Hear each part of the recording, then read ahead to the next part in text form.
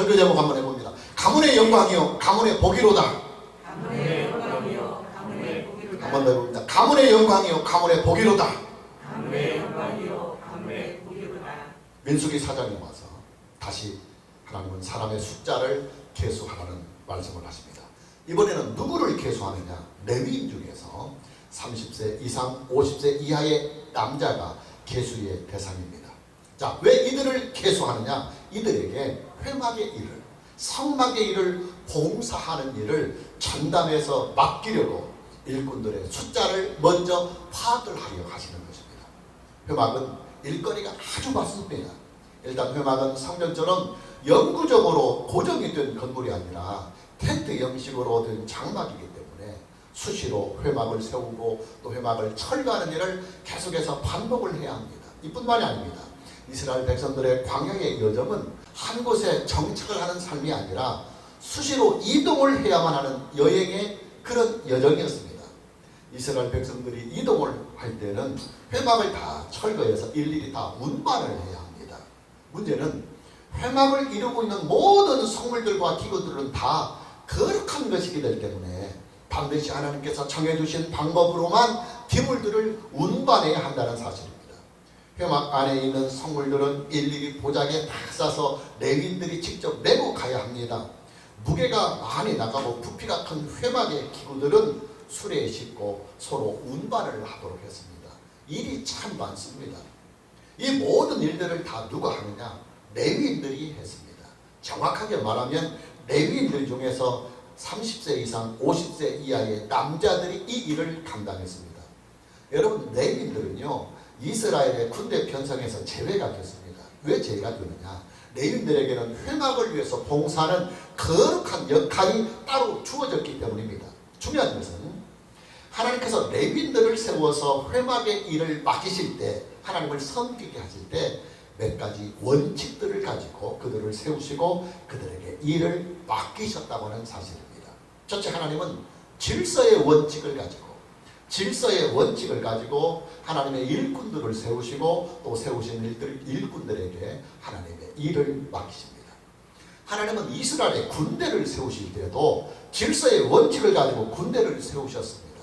먼저 군대의 편성을 위해서 이스라엘의 각 지파대로 남자의 장정의 숫자를 계수하게 하셨습니다. 그리고 그 계수한 인원들을 크게 네 진영으로 나누어서 성막을 중심으로 동서남북에 배치를 했습니다. 각 지파별로 그 지파의 군대를 대표할 수 있는 지도자를 세우고 이스라엘의 12지파를 대표하는 선두 그룹을 유다 지파의 군대로 세우셨습니다. 레위인들은 이스라엘의 군대 편성에서 제외가 됐습니다. 왜 제외가 됐느냐? 레위인들에게는 성막을 보호하고 또 성막을 운반하며 성막을 위해서 봉사하는 거룩한 일을 전담하기 위한 초청이었던 것입니다. 하나님은 레위인들에게 성막 봉사의 일을 맡기실 때도 질서의 원칙을 가지고 일꾼들을 세우시고 그리고 세우신 일꾼들에게 일을 맡기셨습니다. 하나님은 먼저 레위인 남자 중에서 30세 이상 50세 이하의 인원을 계수하게 하십니다. 일꾼들을 세우려면 가장 먼저 인원이 파악돼야만 하기 때문입니다. 레위에게는 3명의 아들들이 있었습니다. 이 3명의 아들들의 이름을 따서 레위 지파의 가문이 이제 형성이 됩니다. 하나님은 이들 가문의 숫자에 따라서 각각 일을 분배시킵니다. 그리고 각 가문에 따라서 그 가문이 감당해야 할 책임까지도 따로 맡겨주십니다. 고라의 자손들에게는 지성소와 성소 안에 있는 거룩한 성물들을 운반하게 하셨습니다. 그리고 게르손 자손들에게는 휘장과 천막 그리고 줄들을 운반하게 하셨습니다. 그리고 무라리 자손들에게는 성막의 기둥들과 받침들을 운반하게 하셨습니다. 회막은 하나님께서 임재해 계시는 하나님의 거룩한 장막이기 때문에 거룩성이 생명입니다. 따라서 회막을 운반하는 이 모든 일은 원칙적으로 모든 기구들을 레위인들이 전부 다 어깨에 메고 일일이 메고 가야만 했습니다. 그러나 사람이 메고 가기는 부피가 크고 또 무게가 무거운 것들은 따로 구별을 해서 이런 기구들은 소수레에 싣고 운반을 하도록 했습니다. 여러분, 하나님께서 명하신 이 모든 일들은요 질서의 원칙을 지금 반영하고 있는 것입니다. 가끔씩 보면 하나님의 일은 그냥 믿음으로 하면 되고 은혜로 하면 된다고 하면서 마구잡이식으로 하나님의 일을 하는 집단들이나 사람들이 있음을 봅니다. 전철 안에서 전도를 하는 사람들을 심심치 않게 봅니다. 전도하는 일 아주 귀하고 소중한 일입니다. 그러나 어떤 사람들은 전도를 빙자해서 사람들에게 혐오감을 주는 행동을 하기도 합니다. 마치 술에 취한 것처럼, 마약에 취한 것처럼 전도를 하려고 하는 대상들을 향해서 막 마귀의 자식들이라고 막 싸저와 일축을 하면서 마치 막 성난 사람처럼 싸움을 하려고 달려드는 사람처럼 그렇게 무섭게 전도를 하는 사람들을 심심치 않게 보곤 합니다. 어떤 사람들은 절간에 가서 통성으로 기도를 하는가 하면 또 절간 앞에서 찬송가를 부르기도 합니다. 아파트가 밀집이 되어 있는 지역에서 교회들이 전도를 하는 일들을 보면 이웃 교회에서 전도지를 방문 앞에 두고 가면 다른 교회가 와서 그 전도지를 다 치우고 자기네 교회의 전도지를 놓고 갑니다. 교회 공동체가 함께 모여서 기도를 하는 시간에 어떤 사람은 혼자 큰 소리를 내면서 기도를 하는 사람이 있어요. 그리고 방언을 한다고 하면서 이상한 소리를 내면서 말입니다. 열정들이나 믿음은 이해가 가지만 그러나 하나님의 일하는 방식은 아닙니다. 여러분, 하나님을 섬기는 일에는요 질서의 원칙이 있습니다. 이 질서를 어디에서 우리는 확실하게 찾아볼 수 있느냐면 하나님의 창조의 사역을 통해서 가장 확실하게 하나님의 질서를 우리는 찾아볼 수가 있습니다. 하나님의 창조의 사역을 보면 하나의 큰 틀이 있습니다. 그 틀이 뭐냐면 질서라고 하는 틀입니다. 우주를 연구하는 천문학자들이 우주를 연구하면서 가장 탐복하는 일이 있다고 합니다. 이 엄청난 우주가 질서 정확하게 제자리를 지켜가며 일정한 질서를 따라서 움직이고 있다고 하는 이 사실에 대하여 우주 천문학자들은 경의를 표한다고 합니다. 여러분, 우주의 질서는요 우주의 안전을 지키는 생명선입니다. 우주의 질서가 조금이라도 균열이 생기면 우주는 그야말로 불바다가 됩니다. 콩가루가 됩니다. 가끔씩 밀집된 장소에서 대형 사고가 나서 많은 사상자들이 나오는 안타까운 사건들이 발생을 하고 합니다. 근데 여러분, 사람들이 많이 모인 곳에서 사고가 나면요 사고 그 자체에서 나오는 사상자들보다도 그 사고로 인해서 놀란 군중들이 한꺼번에 허겁지겁 대피를 하다가 생기는 사상자들이 더 많이 나온다고 합니다. 실제로 해외에서는 가끔씩 수십만 명이 모이는 종교 행사들을 하면서 사람들이 압살을 하는 사건들이 종종 발생을 하기도 합니다. 질서는 생명선입니다. 하나님은 우주를 창조하실 때 질서대로 창조하셨습니다. 질서의 터 위에 질서의 원칙을 가지고 하나님은 우주를 창조하셨습니다. 하나님은 지구상에 존재하는 모든 생명체들을 창조하실 때도 질서의 터 위에 질서의 원칙을 가지고 그리고 질서를 가지고 창조를 하셨습니다. 하나님은 사람을 지으실 때도 질서의 터 위에 질서를 가지고 창조하셨습니다. 남자를 먼저 만드시고 남자의 갈빗대를 취하여 여자를 창조하셨습니다. 남자와 여자의 역할을 각각 구분해 주셨습니다. 하나님은 가정을 세우실 때도 질서의 터 위에 가정을 세우셨습니다. 하나님은 구원의 언약을 주실 때도 질서의 터 위에 구원의 언약을 주셨습니다. 여러분, 하나님의 창조하신 이 거대한 우주는요 질서로 이루어져 있습니다. 이제 결실과 풍요의 계절인 가을이 왔습니다.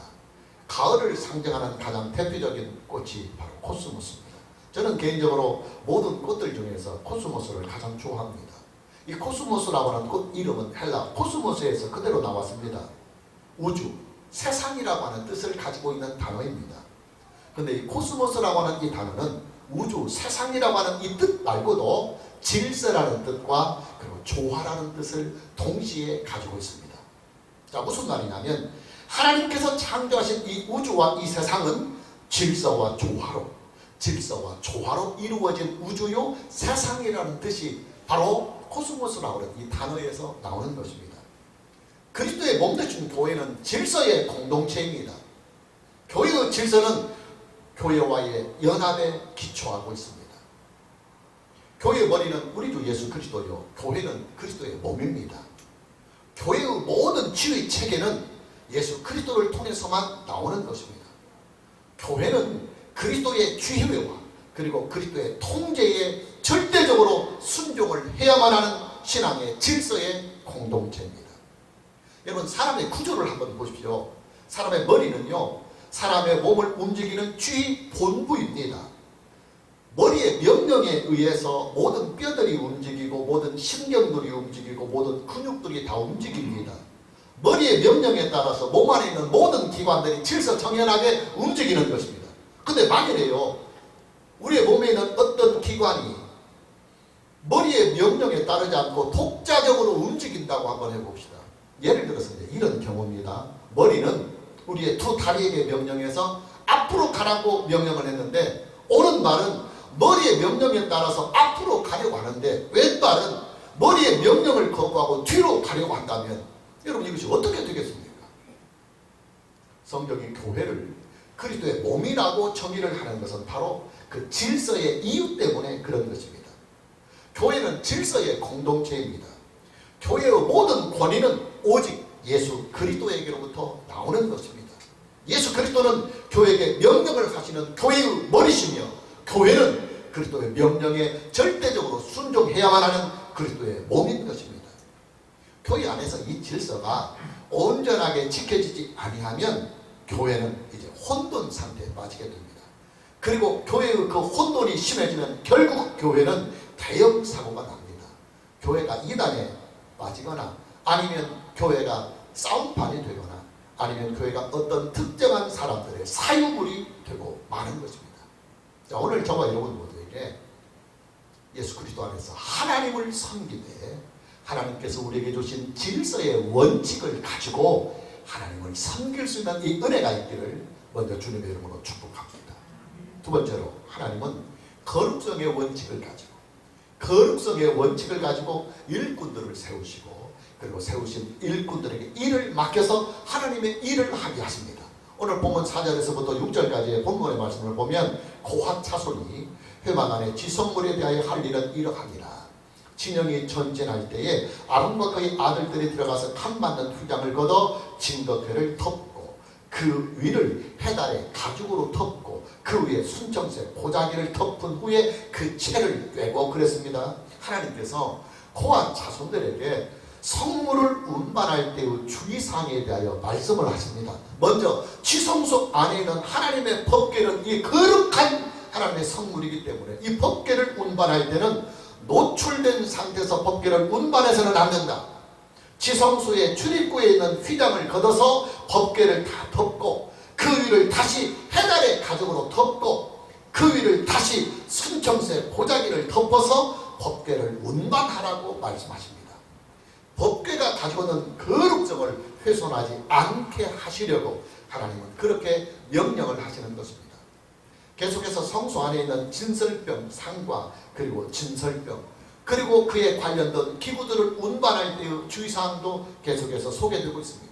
본문 7절과 8절을 다시 보면 진설병의 상에 청색 보자기를 펴고 대접들과 숟가락들과 주발들과 붓는 잔들을 그 위에 두고 또 항상 진설하는 떡을 그 위에 두고 홍색 보자기를 그 위에 펴고 그것을 해달의 가죽 덮개로 덮은 후에 그 채를 꿰고 그랬습니다. 복잡합니다.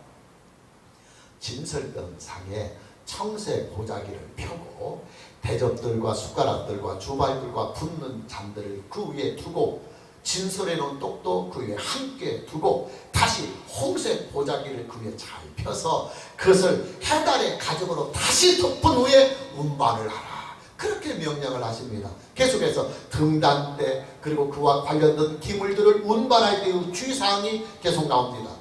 9절과 10절 본문의 말씀을 보면 청색 보자기를 취하여 등잔대와 등잔불과 불집게들과 불똥 그것들과 그 쓰는 바 모든 기름 그릇을 덮고 등잔대와 그 모든 기구를 해달의 가죽 덮개 안에 넣어 매는 틀 위에 두고 그랬습니다. 청색 보자기를 취하여 등잔대와 등잔불과 불집게들과 불똥 그릇들과 그 쓰는 바 그 모든 기름 그릇을 다 덮고 등잔대와 그 모든 기구를 해달의 가죽으로 다시 싸서 운반을 하도록 했던 것입니다. 계속해서 분향단을 운반할 때의 주의사항도 나옵니다. 본문 11절 말씀을 보면 금제단 위에 청색 보자기를 펴고 해달의 가죽 덮개로 덮고 그 채를 꿰고 그랬습니다. 분향단 위에 청색 보자기를 잘 펴서 해달의 가죽 덮개로 덮고 분향단을 운반하라, 그렇게 명령을 하시는 것입니다. 자, 이 모든 일들은 다 무엇에 초점을 둔 명령이냐면 하나님의 거룩성에 초점을 맞춘 일입니다. 하나님의 거룩성은 성막이 세워졌을 때만 존재하는 것이 아니라 성막이 철거가 되어서 운반이 될 때에도 동일한 거룩성으로 하나님의 거룩성이 보존이 되어야 하기 때문에 이런 원칙들과 규정들을 두어서 성물을 운반하도록 했던 것입니다. 이뿐만 아닙니다. 하나님은 회막의 거룩성을 보존하기 위해서 회막과 관련된 모든 기구들을 운반할 때 원칙적으로 레위인들로 하여금 어깨에 다 메고 일일이 어깨에 메어서 운반을 하도록 명령을 하셨습니다. 보면 15절 말씀을 보면 진영을 떠날 때 아론과 그의 아들들이 성소와 성소의 모든 기구 덮는 일을 마치거든 고아 자손들이 와서 맬 것이요. 그러나 성물은 만지지 말라, 그들이 죽으리라. 회막 물건 중에서 이것들은 고아 자손이 맬 것이며 그랬습니다. 고아 자손들은 지성소와 성소 안에 있는 그 성물들, 이 성물들을 운반하는 책임을 맡은 사람들입니다. 하나님은 이들이 성물을 운반할 때 하나님의 거룩성을 훼손하지 않게 하기 위해서 그 모든 성물들을 고아 자손들이 직접 메고 운반을 하도록 명하셨습니다. 다른 길 없어요. 지성소 안과 그리고 성막 안에 있는 모든 기물들은 고아 자손들이 일일이 어깨에 메고 반드시 그렇게 운반을 하도록 명하셨습니다. 게르손 자손들은 휘장과 천막과 줄들을 운반하는 책임을 맡았습니다. 하나님은 이들에게도 모든 기구들을 운반할 때 원칙적으로 직접 어깨에 메고 운반을 하도록 하셨습니다. 본문 25절과 26절 말씀을 다시 보면 그들이 성막의 휘장들과 회막과 그 덮개와 그 위에 해달의 가죽 덮개와 회막 휘장문을 매며 그랬습니다. 또 뜰의 휘장과 성막과 제단 사방에 있는 뜰의 휘장문과 그 줄들과 그것에 사용하는 모든 기구들을 매며 이렇게 말씀했습니다. 무라리 자손들은 성막의 기물들과 받침들을 운반하는 책임을 맡았습니다. 이들 역시도 회막의 기구들을 운반할 때 원칙적으로는 무라리 자손들이 직접 메고 운반을 하도록 명하셨습니다. 본문 32절 말씀을 보면 늘 둘레의 기둥들과 그 받침들과 그 말뚝들과 그 줄들과 그 모든 기구들과 그것에 쓰는 모든 것들이라 너희는 그들이 맡아 맬 모든 기구의 품목을 지정하라. 그래서 여기도 매라는 말씀이 나옵니다. 우리는 법궤를 운반하다가 현장에서 죽임을 당한 우사의 사건을 알고 있습니다. 우리가 참고적으로 사무엘하 6장 6절에서 7절 말씀을 보면 그들이 타군의 타작마당에 이르러서는 소들이 뛰므로 우사가 손을 들어 하나님의 궤를 붙들었더니 여호와 하나님이 우사가 잘못함으로 말미암아 진노하사 그를 그곳에서 치시니 그가 거기 하나님의 궤 곁에서 죽으니라 그랬습니다.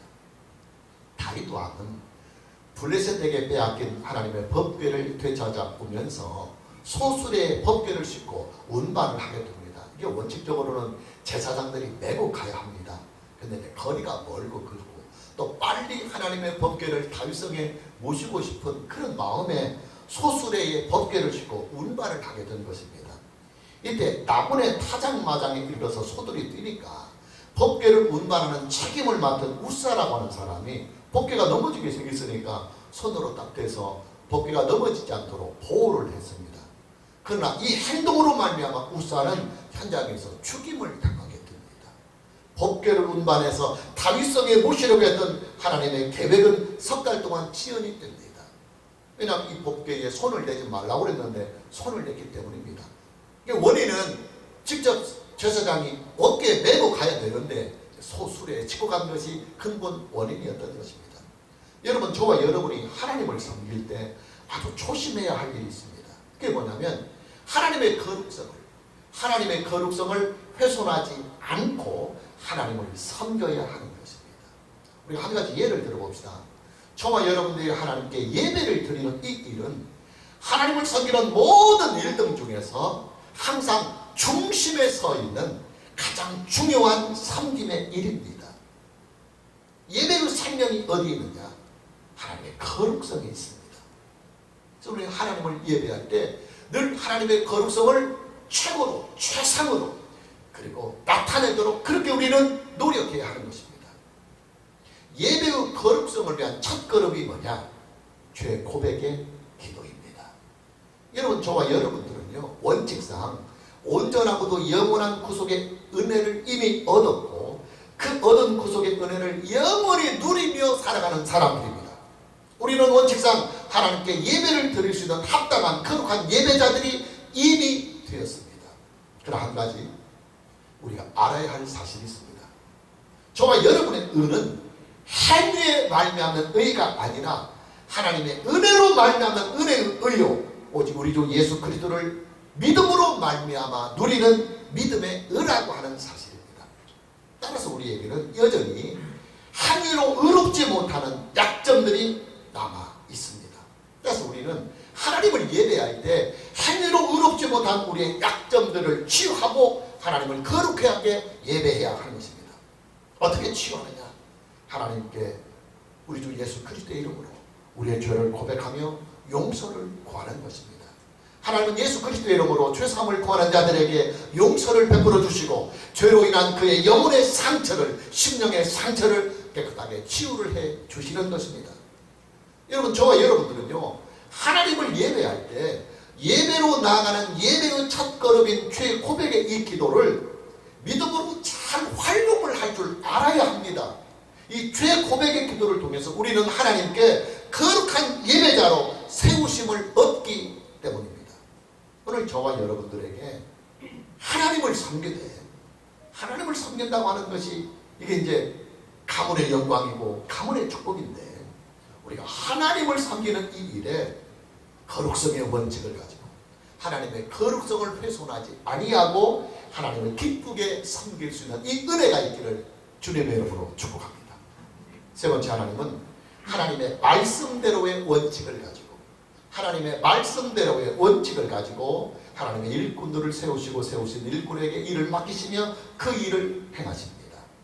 본문 말씀을 보면 여호와께서 명령하신 대로 하는 이 말씀이 여러 번 반복이 되어 나옵니다. 본문 37절 말씀을 보면 이는 모세와 아론이 여호와께서 모세에게 명령하신 대로, 또 41절 이는 모세와 아론이 여호와의 명령대로, 또 45절 이는 모세와 아론이 여호와께서 모세에게 명령하신 대로, 또 49절 그들이 하늘과 짐을 매는 일을 따라 모세에게 계수하였을 때 여호와께서 모세에게 명령하신 대로, 하나님께서는 하나님의 말씀대로만 일꾼들을 세우시고 그리고 하나님의 말씀으로만 일꾼들을 사용하십니다.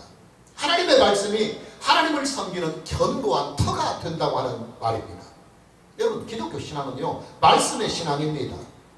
하나님의 말씀을 믿는 신앙이 기독교 신앙이며, 하나님의 말씀 위에 세워지는 신앙이 기독교 신앙이며, 또 하나님의 말씀대로 믿는 신앙이 기독교 신앙이며, 하나님의 말씀대로 하나님을 섬기는 것이 기독교 신앙입니다. 하나님은 하나님께서 약속으로 주신 말씀을 반드시 책임을 져 주십니다. 만에 하나라도 하나님께서 우리에게 주신 말씀에 헛된 것이 있다고 한다면 하나님의 능력과 하나님의 신성에 하자가 생기게 됩니다. 당연히 하나님에게 하자가 있다고 한다면 그런 하자가 있는 하나님을 우리가 온전하게 믿을 수 없는 것입니다. 하나님은 우리에게 말씀을 주시고 그 주신 말씀을 온전하게 이루시며 그리고 영원히 지켜가십니다. 하나님의 말씀은 우리가 하나님을 믿고 하나님을 섬기는 일에 원칙이 되며 그리고 견고한 터가 되는 것입니다. 여러분, 기독교 신앙은요, 편법이 용인이 되지 않습니다. 왜냐하면 편법이라고 하는 것은 하나님의 말씀을 떠나거나 하나님의 말씀에 반하는 것이기 때문입니다. 편법은 오히려 하나님의 진노의 이유가 되고 하나님의 심판의 이유가 되는 것입니다. 요즘 들어서 한국 교회가 자꾸만 편법들이 성행하고 또 편법들이 편리하고 또 사람들이 좋아하고 또 사회적으로 융통성이 있다고 하는 그 융통성을 빌미로 삼아서 자꾸만 한국 교회가 성경을 어겨가면서 또 성경에 빗나가면서 편법적으로 목회를 하고 교회를 부흥시키고 설교를 하고 성도들이 기도를 하고 하나님을 섬기는 일들을 봅니다. 편법은 그 당시에는 융통성 있게 보여집니다. 그러나 편법은 기독교 신앙의 유일한 터인 하나님의 말씀을, 성경 말씀을 무뎌지게 하는, 물을 타버리는 효과가 있기 때문에 우리는 편법을 아주 경계해야만 하는 것입니다. 오늘 저와 여러분 모두에게 오직 성경으로 믿고 오직 성경으로 하나님을 섬기는 이 은혜가 있기를 주님의 이름으로 축복합니다. 마지막 네 번째, 하나님은 분배의 원칙을 가지고 일꾼들을 세우시고 그리고 그 세우신 일꾼들에게 일을 맡기시며 일을 추진해 나가십니다. 아주 중요한 말입니다. 레위에게는 3명의 아들들이 있었습니다. 게르솜과 고핫과 무랄이었습니다. 레위인들의 족보는 레위의 이 3명의 아들들의 계보를 이어가고 있습니다. 하나님은 레위인들에게 회막 봉사의 일을 맡기실 때 레위 자손의 이 계보에 따라서 일을 각각 분배하여 맡기셨습니다. 고핫 자손들에게는 지성소와 성소 안에 있는 성물들을 관리하고 운반하게 하며 또 게르손 자손들에게는 휘장들과 천막과 줄들을 운반하고 관리하게 하셨습니다. 그리고 무라리 자손들에게는 회막의 기둥들과 받침대들을 관리하고 운반하게 각각 일을 분배하여 맡기셨습니다. 그리고 이들은 그런 분배의 원칙에 따라서 서로 협력을 하면서 하나님의 회막을 거룩하게 보존하고 하나님의 거룩성이 회막을 통해서 이스라엘 공동체 안에 항상 충만하도록 그들은 최선을 다하여 하나님을 섬겼습니다. 하나님을 섬기는 일에는요, 독불장군이나 독점이 없습니다. 하나님을 섬기는 일은 분배의 원칙에 따라서 항상 서로 협력하여 선을 이루어 가야만 하는 것입니다. 여러분, 우리는 이것을 알아야 합니다. 우리가 하나님을 섬길 수 있다고 하는 이 사실은 가문의 영광이요 그리고 가문의 축복입니다. 여러분, 그렇잖아요. 옛날에 왕정 국가에서는 신하들과 백성들의 소망이 뭐냐면 왕궁에 들어가서 임금님을 한번 섬겨보는 것입니다. 왕정 국가에서 임금님을 섬긴다고 하는 것은 가문의 영광이고 그리고 가문의 축복입니다. 가문의 성공이요 가문의 출세였던 것입니다. 하나님은 만왕의 왕이시며 만주의 주님이십니다. 그런 하나님을 우리가 섬긴다고 하는 것은 당연히 가문의 영광이며 가문의 축복이며 가문의 출세이고 가문의 성공이 되는 것입니다. 그런데 그런 축복을 어떤 특정한 사람이 다 독차지해버려 하려고 한다면 하나님의 의와 하나님의 사랑이 바로 공평하게 서지를 못하는 것입니다. 그래서 하나님은 가문의 영광이요 가문의 이 축복인 하나님의 일을 맡기고 또 하나님을 섬길 수 있는 이 기회를 주실 때 어떤 특정한 사람에게만 다 맡기고 특정한 집단들에게만 맡기는 것이 아니라 예수 믿는 모든 사람들, 하나님의 자녀들에게 균등하게 모두 다 하나님의 이 축복과 영광에 참여할 수 있는 기회를 주시기 위해서 분배의 원칙에 따라서 각각 일을 맡겨주시고 나누어 주십니다. 그래서 예수 믿는 모든 사람들이, 하나님의 자녀들이 하나님을 섬길 수 있는 이 기회를 통해서 가문의 축복을 누리며 가문의 영광을 누리며 가문의 성공과 가문의 출세를 누리도록 하나님께서 배려를 해 나가시는 것입니다. 그래서 여러분, 교회의 일은 어떤 특정한 사람이 독점하거나 혼자 독불장군처럼 일을 해서는 안 됩니다. 서로 나누어서 일을 하고 서로 격려하고 협조하면서 함께 일을 분배해서 협력해 나가야 교회를 구성하고 있는 모든 사람들이 예수 그리스도 안에서 하나님의 축복을 누리며 또 가정이 하나님의 은혜의 터 위에 축복의 터 위에 잘 세워져 갈 수가 있는 것입니다. 오늘 저와 여러분 모두에게 하나님께서 우리에게 주시는 이 섬김의 일을 분배의 원칙을 따라서 기쁨으로 잘 감당하여 가문의 영광이 되고 또 가문의 축복이 되는 이 놀라운 은혜가 있기를 주님의 이름으로 축복합니다. 마무리합니다. 하나님은 원칙을 가지고 하나님의 구속사를 이루어 가십니다. 또 하나님은 원칙을 가지고 하나님의 나라를 이루어 가십니다. 하나님은 원칙을 가지고 믿음의 도를 세우시며 하나님의 일을 이루어 가시며 하나님을 섬길 수 있는 자들을 선택하시고 선택하신 자들의 일을 분배하여 맡기시고 이를 감당하는 그들에게 가문의 영광이 되게 하고 가문의 복이 되게 하시는 것입니다. 오늘 저와 여러분 모두에게 원칙대로 하나님을 믿고 원칙대로 하나님을 섬기면서 하나님께서 우리에게 주시는 가문의 영광, 가문의 축복, 가문의 출세, 가문의 성공을 충만하게 누릴 수 있는 이 은혜가 있기를 주님의 이름으로 축복합니다. 찬양합니다.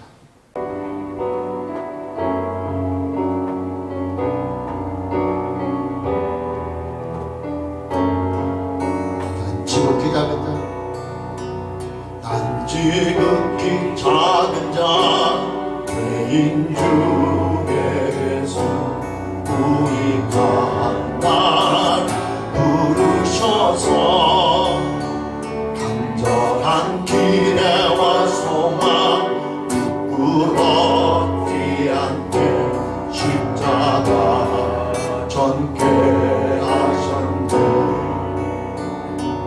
어디든지 가리라 주 위에 서라면 나는 전하리 그 십자가.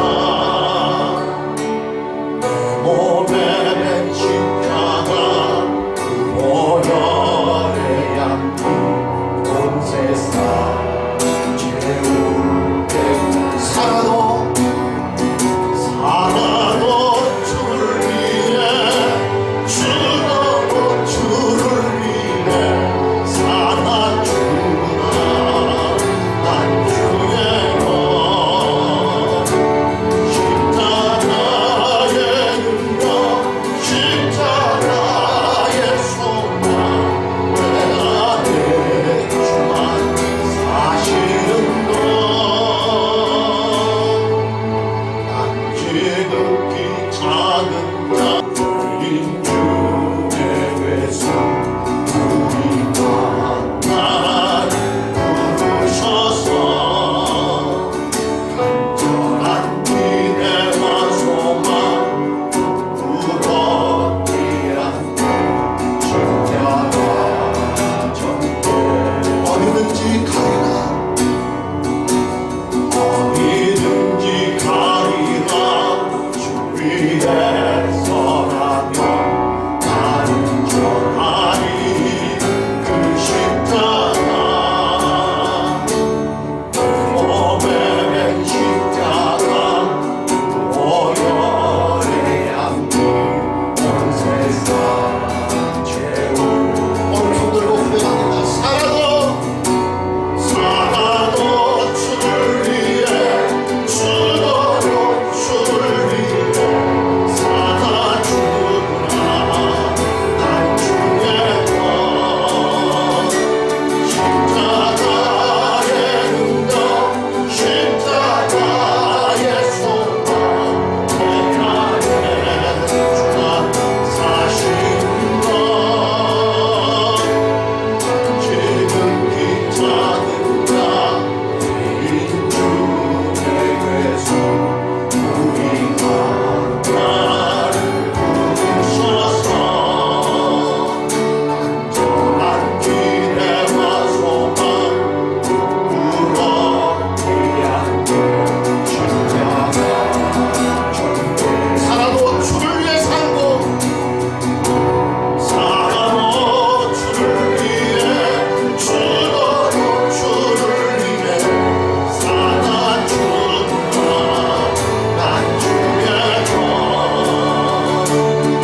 십자가의 능력 십자가의 소망 내 안에 주가 사시는 것. 지극히 작은 자 죄인 중에 외수 우리가 날 부르셔서 간절한 기대와 소망 부끄럽지 않게 십자가 전개. 내 사랑 나의 십자가 내 사랑 나의 십자가